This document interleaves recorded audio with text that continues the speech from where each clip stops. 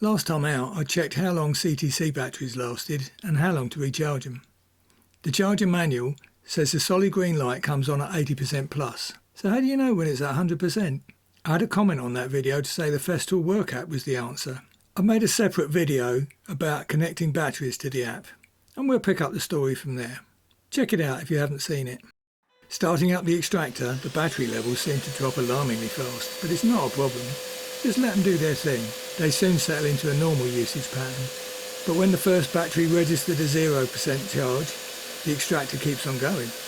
How does a 36 volt extractor run on one 18 volt battery?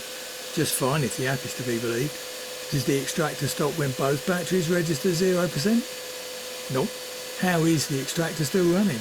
Magic? Battery or extractor superpowers? Or maybe, just maybe, the app is lying. Eventually the extractor gives up the ghost.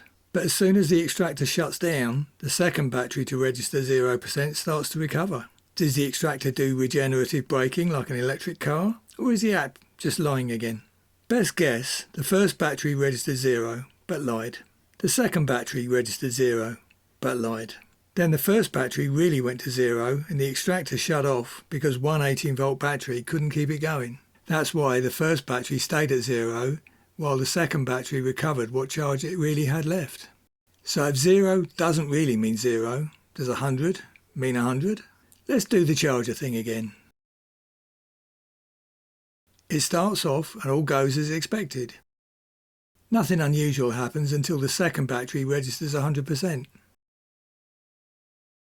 That's when that battery stops charging, right? Not a bit of it. Both batteries keep on charging until the app says both are at 100%. Then it all stops charging, right? Nope. You're lost again. This is getting like the 3-card Monty Street card game. Just as you think you've got it, you haven't. Both batteries keep charging for around another 9 minutes each after the app says they're fully charged.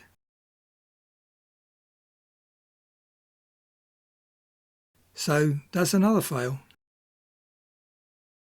We're batting 0 for 2 now, and it's not looking good for the app. Does that make the app a waste of time? After all, it was wrong at both 0% and at 100%. Showing the battery charge level is not all that the app does, so no. I mean, how else are you going to update the battery or tool firmware? And is the app really to blame? I don't see how it is. It doesn't make up the numbers for itself, it gets them from the batteries. So the batteries are where the problem lies, and the batteries have firmware.